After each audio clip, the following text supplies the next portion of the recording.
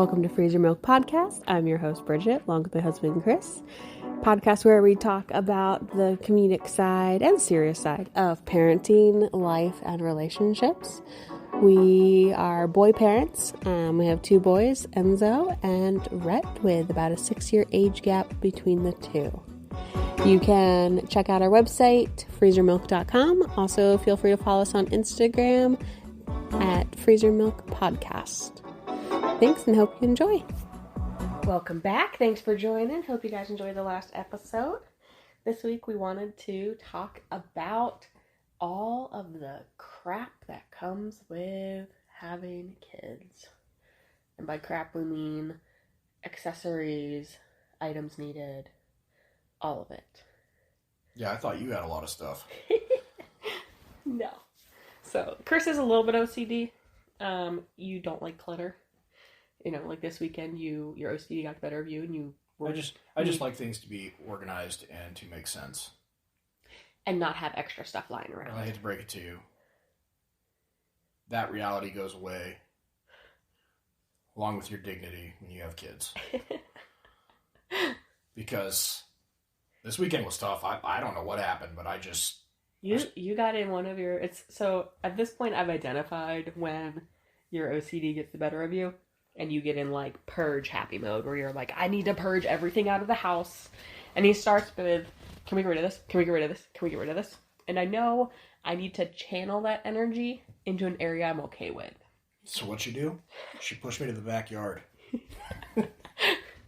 We had some cushions that have been sitting out there that have just gotten... Gross. They're 5 years old. They've been sitting outside for a long time. They were chair cushions, and we don't sit on them. They're covered in dust. They're sun faded. And she goes, how about you get rid of this rug that the dogs peed on and all of these cushions? And I'm like, that doesn't even make sense. I don't want to do that. I want to do what's in the house. And you're like, well, maybe you should look at this stuff because eventually we're going to have to get rid of it anyway. So I went on a complete backyard bender and just cleaned off all the patios, threw away all the junk, and reorganized. You're actually hosed it all down. You're pretty clever when it comes to that because, you kind of just have to direct me and, oh, you want to start purging baby stuff. Well, I know what you're thinking. You're like, well, we might have another baby one day. We're going to need it. You just, when Chris is in a purge mode, he should not be left to his own devices. His favorite places to purge is the kitchen, the baby stuff, Enzo's toys, or the garage.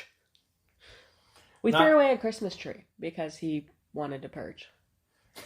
Well, that Christmas tree was bent. It was a little janky. You got it for free anyway. I know. And so we're building a house, and we're supposed to be in our new house already. Now it will not be until after Christmas. So the logic was originally when he was like, I just want to get rid of it. It's taking up so much space. I need to purge. And I was like, okay, fine. We can get rid of it because we need to get a new one for the new house anyway. But now we won't have a Christmas tree. Yeah, who needs a Christmas tree? We'll get one of those. We'll get a ficus or something that actually makes sense. No, we'll probably do something small this year. Yeah, do a small light up tree or something like that. But you, especially the baby gear has really bothered you. Yeah, because you have so much of it. It is ridiculous. And it's not, you have, for every situation, you have like 2 or 3 things that do the same thing. I could talk about the breastfeeding stuff all day long. It is amazing how many different types of breast pumps, breast cups, breast pads you have. They're everywhere. And I'm like, you only have 2 boobs. Why do you have 10 pumps? I don't get it. There's so many cups, so many different size cups that she has, flanges, yeah. And they're everywhere. And I'm like, I don't understand it. You typically only use the one set, but you have 10 other ones. 3 others. Hey, it's fine. And it's not just that. You've got boob heat pads, tons of those. You've got different types of what are those massagers that because you had issues with mastitis. Yeah, so they're vibrating, heating little massagers that you put like on your boob and it helps move the milk around. I'm like, what is all this stuff? all the balms. Yeah, you've got all these different gels and lotions and honeys, and I'm like, what? Well, you use it, but I'm like, there's so much stuff, and I'm like, I don't know. We have an entire kitchen cabinet that's just breast related. It's specific to your breast stuff. Yeah. And so there's so much maintenance involved. Yes. It is people don't realize that if you are a nursing mom or an exclusively pumping mom, it is a full-time job because your boobs are extremely temperamental. And is it too much for me to ask for a man cave? It's fine. You have one in the new house. It's just been, everywhere I look, there's something breast related. You've started learning the terms. Haka. The Haka thing. You've got like 4 of those. I have one. It's fine. Yeah, but what about the little butterfly one? Or the... Oh, yeah, those are like, they just collect it throughout the day. The milk. The little collection. Same exact purpose, just different brand. One's a ladybug and one's a Haka. Both by the Haka company, actually. Are they? Yeah. It's unbelievable. I'm like, I can't believe how much stuff you need in order to breastfeed a baby. I'm like, they didn't have all this stuff back in the day. Oh my God. She comes to me one day and says, hey, I just want you to understand, if we start breastfeeding, I have to start pumping. Otherwise, if I stop pumping, then I can get mastitis and my milk levels can drop. And I'm like, what's mastitis? So that was a whole different conversation that we've actually she's experienced twice now. Yeah, and severely just recently. And that is, I don't wish that upon anybody. That was the worst thing I've ever seen her. She's completely out of herself when she gets mastitis. But anyway, she comes to me one day and says, hey, we need to get a deep freezer. And I'm if my milk production was going to be what it was with Enzo. And I'm like, with Enzo, I produced a lot of milk. And I'm like thinking to myself, I'm like, oh, why? Are we going to start hunting and start, collecting our own meat? And she's like, no, for my breast milk. And I'm like, you need a deep freezer for your breast milk? Well, what's wrong with our freezer? And she's like, yeah, I don't think you understand how much breast milk I make. I make. And I'm like, all right, well, this will be Yeah, so anyway, we went and bought this deep freezer, and I'm like, there's a lot of space in here. You could, I could fit in here. And I'm not small. And before I know it, that thing is full to the brim. And she's sitting here pawning off breast milk to people. Not pawning off, I'm donating it. You're still giving away gallons. What'd you tell me it was gallons of milk? It was 2 gallons most recently. 2 gallons of milk? It was like 4 massive Ziploc bags with about like 60 ounces in each of them. If you could have told me before we had Rhett that we were going to have a deep freezer specifically for your breast milk, I wouldn't have known what to do. I wouldn't have believed you. And ding, here we are. Ding. This is why our podcast is called Freezer Milk. Oh, yeah. Good point. I like it. Here we are, deep freezer full of milk. It all started over a deep freezer full of milk. Yeah. And we still have bags in the regular freezer. Yeah, the overfill ends up, we have frozen bags in the deep freezer. That thing's full. And then we have frozen bags in our regular freezer. And then we have thawed bags in our fridge. Yes. I'm like, this is ridiculous. We, honestly, if there was ever, apocalypse, we would survive quite a while just off breast milk. We'd be all right. It's crazy too. So like Rhett right now won't take a bottle. He was taking one until about 4 months. We would do 1 bottle a day, just so he was used to bottle and nursing. And then you had to travel extensively for work. Yep. You were gone for about 11 days, and I just couldn't manage a 4-month-old nursing him full time and trying to do a bottle and take care of Enzo all by myself for 11 days. It was supposed to be a very short trip, and it being very long. Well, if you leave it up to my mom, you could just get off breastfeeding and go to formula and put rice cereal in the formula, because apparently that's what she did. Turned out great. No, so that's part of why we have such an oversupply of milk right now, is just he's not utilizing it. which is part of why I've started donating is even in the deep freezer, like once I'm hitting about that 6-month window, I really need to get that milk utilized. So I've been donating it to other moms. And that's something that Speaking didn't of know about. donating the milk was something that I was unfamiliar to. We went to Hawaii on vacation, what, a month ago? Yeah. And she comes to me and says, right before we're leaving, we're flying back, and she had been pumping this entire time, and she came up, I don't know, you came up with like 30 ounces or something like that in 4 or 5 days. Nothing and crazy. I'm like, I was only pumping once I'm a thinking day. to myself, like, I thought about it, but I didn't ask her the question. I'm like, what are you going to do with this milk? You're putting it in freezer bags. You're putting it in the freezer.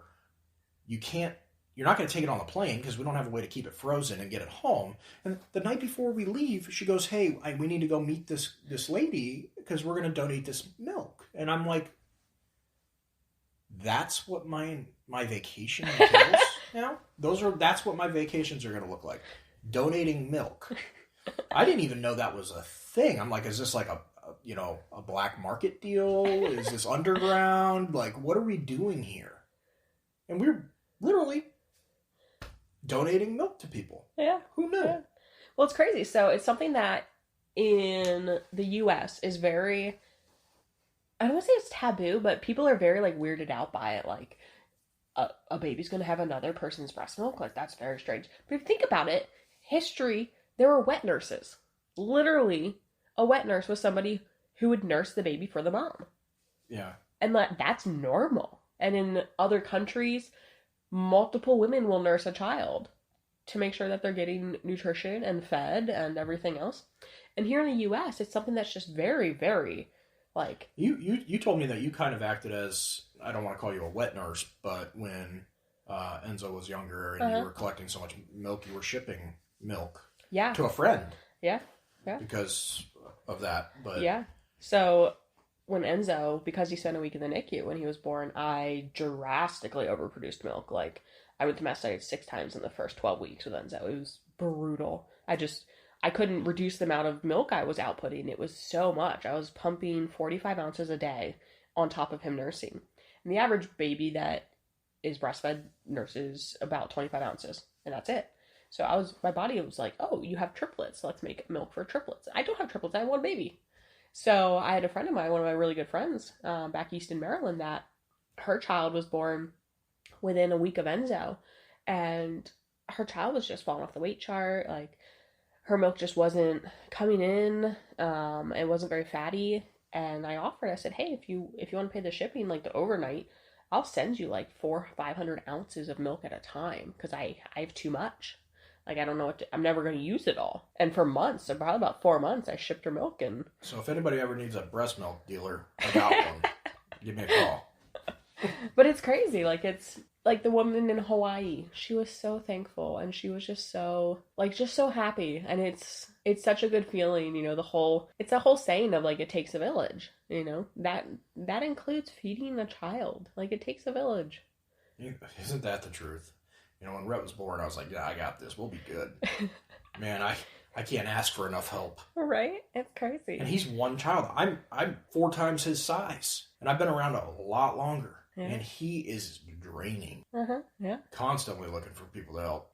It's tough, yeah. And then it also comes in hand of you want people to help, but you also get very nervous about other people helping. Yeah, I mean, how many interviews did we go through for our nanny? Yeah. I mean, and fortunately we've found one that's been terrific, and we even brought her on vacation with us, and she was, it was a blessing, let's put it that way. Yeah. And that whole thing, when we were trying to do all that and trying to figure that out, was stressful. We were like, what are we going to do? Both of us, we work from home, for the most part, but I travel, but neither one of us has the time to actually sit here and watch him while trying to run a job trying to work a job at the same time. Yeah. It was a lot. It's stressful. Like, trying to figure out childcare is, especially because he won't take a bottle. Our reservations stemmed from things that have happened, that we've seen happen to close friends in the past, for us. And that's why we were very adamant on having a nanny in-house with us home, versus actually sending him to a child care facility. Yeah. And I wouldn't do it differently, because the peace of mind is worth it in itself. But And we did that with Enzo. So we had the best nanny in the world with Enzo. She doesn't do nannying anymore, which is really depressing. But she was absolutely amazing. And we did in-home nanny for him until about 18 months. And then we chose to move him to childcare facility because we wanted exposure to other children, just the more structured learning environment, all of that. And I think that's kind of our plan with Rhett too, is, as long as we financially can swing it, to have somebody come to our house, and then about 18 months-ish, look to transition him to a child care facility where he gets the exposure of other kids and the structured learning and potty training. And yeah, I don't know, I'll probably miss him though.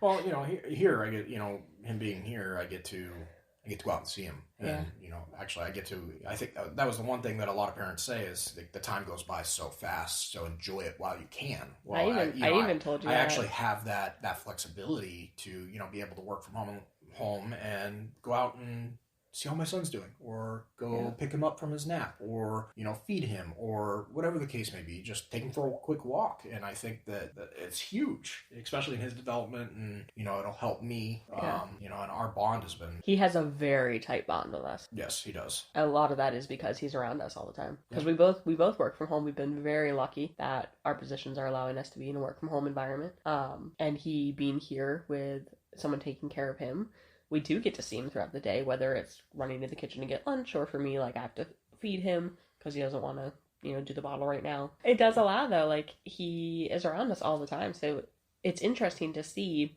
how much of a bond he has with us versus, if we both went to an office currently. Yeah, both my parents, they both worked full-time jobs. So they were, I think my mom was, after she had us, she was actually only off work for a couple months, and then she went right back to the office. I think she was a couple weeks. Yeah, it wasn't very long, and then they just put us in childcare, and we grew up in childcare. Yeah.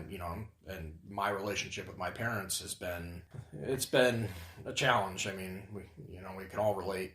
Parenting was different back then. Parenting was very different back then. I look back on some of the stuff that my parents did and how they parented, and I'm like, how could they ever let that happen? I couldn't see myself doing that with our kids. Well, it's if we go to the playground now, we get freaked out if we see another kid there without a parent. Yeah.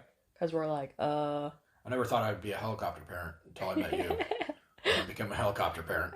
You just never know. It's scary, and we're always pretty, hard on Enzo, but we're like, look, man, there's a lot of bad things that can happen, and you're, We recently been telling him, in the event somebody ever tried to take you, this is the actions you take, and this is what you do, and I basically repeated the script from Taken to him. I said, this is what you need to do in these instances. I need to know if he's got a tattoo or any markings on his body, how tall he is, if he's got a beard, what color is his hair. Scratching I want you to DNA. I want you to scratch under the guy's skin or the woman's skin to get, DNA. Enzo's like... I'm like, yeah, I've watched way too many movies. Enzo's all, okay. Should I just punch him? No, bud. Punching him's not going to do anything. No. You're little. But nice try. It's a whole different world. I don't know. Things have changed so much since, we were younger. And they're going to continue to change. And I think that, parents, they try to do what they think is best for the child. And Enzo was asking about a cell phone the other day. He was like, hey, when can I have a cell phone? I was like, dude, you're 6. Right? And then I realized, yeah, you probably actually will get one in the next couple of years. Because, A, you go between houses, and B, it's not going to be a full phone with internet and all that, but something that you could... cell phones when I was kids. You could call us if needed. Oh, no, we had the little Nokias that you could interchange the cases and put lights in them, and you had Snake. It was like you and I were talking the other day. We're if there was an emergency, and Enzo had to call 911. How would he do it? Because we don't have a phone at home. There's not a landline. We have cell phones, but they're always they're either in our pockets or a purse or whatever the case may be. So yeah, how would he call 911? Yeah, we had to think about that for a second. I mean, most phones, luckily, on their lock screen, you can still do emergency calls to them. But he wouldn't know how to do that. No, he'd have no idea. He'd be like, I can't get past the password. And be like, you don't need to. We should probably train that with him. That's a good point. But I'm like, I don't think he knows our address. No, so yeah, but then they can trace. They can trace it, yeah. It's interesting though. I can't believe that we're actually seriously talking about Enzo and cell phones. These kids are so high maintenance. It's unbelievable to think that, Enzo is in a place where, yeah, you know what? The next few years he could have a cell phone. Yeah. And it's something that wouldn't necessarily be taboo at that point, because it's just, how are we communicating with our children now, nowadays? And, it's like going back to the breast stuff.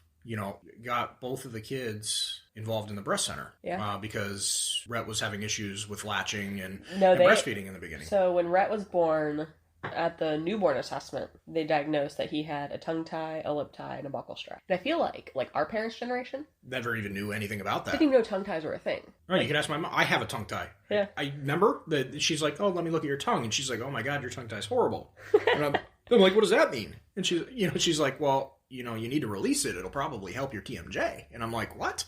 Yeah, because remember, you used to wake up with headaches every morning? Every morning, and I grind my teeth, and she's like, let me see, and she had, there was actually a procedure, which, at Rhett, we had him in there, and they released the buccal, the tongue, and the lip. It's a cold laser. Yep, it's a laser, and it just releases the skin so that those areas burns it off. Yeah, so yeah, I mean, it's awful. They did it to me as well, as on my tongue, and I'm like, this is, a laser in my mouth. It's hot. It smells. I'm like, this is ridiculous. Like, what is all the... And then the hole. And then I had this giant hole underneath my tongue for like 2 weeks. I was like, had I not done this for him, I never would have known about me. Yeah. And then you took Enzo to the dentist the other day, and they said he has a really bad tongue tie. And lip tie. And lip tie. Which, it's funny, so when Enzo was born, I was not, I was a big researcher then too, but his pediatrician never identified a tongue tie or lip tie, and I just thought all of my breastfeeding issues were because I had too much milk, and he just struggled and didn't latch well because of his respiratory, and I had too much milk. It never occurred to me that, hey, maybe my nipples aren't supposed to be chapped and bleeding. Like, maybe that's not normal. And you just powered through it? Yeah, I would cry through it. But maybe that was a tongue tie or a lip tie. Like, it never occurred to me, and we weren't involved in the Arizona breastfeeding wellness medicine center, which we absolutely love. They're amazing. Now, having gone through Rhett and all this and looking at Enzo, I was like, I think he has a tongue tie and a lip tie. But didn't really say anything because at this age, he's no longer breastfeeding. Whatever, no big deal. You lived with one your whole life. And survived it with no issues, minus headaches and grinding teeth and snoring and other fun stuff. But nutritionally, it didn't affect you from your nutrition intake. But Enzo's dentist was like, hey, if you don't get this fixed before his adult teeth come in, he's going to have issues with his spacing, his mouth movement. It causes him to wake up at night, causes him to have snoring issues, all of this stuff. It kind of blew my mind. Yeah, I'm like, if he's going to have all these issues with that, this whole time that he wakes up gagging in the middle of the night, does that have something to do with it? Right. It's crazy. It makes you think about it. It's like, this is just stuff that was never even a thought when we were younger. And no. It was just different raising. And the crazy part is if you look at the research of it, so remember after the tongue tie release and lip tie release and all that on Rhett, we had to do physical therapy on his tongue, which was hilarious. 6 weeks, yeah. But B, we had to do body work. He had to get body work done to help release tension. He went to the chiropractic. Yeah, because I don't know if it's a ligament or whatever it's called, but the thing that holds your tongue, it actually runs down your entire center of your body all the way down to your toe. So if that is tight because of a tongue tie, it causes tension through your entire body. Isn't that crazy? The anatomy. I wonder if Enzo's leg pain will get better. Oh God, Enzo's leg pain. I'm so over Enzo's leg pain.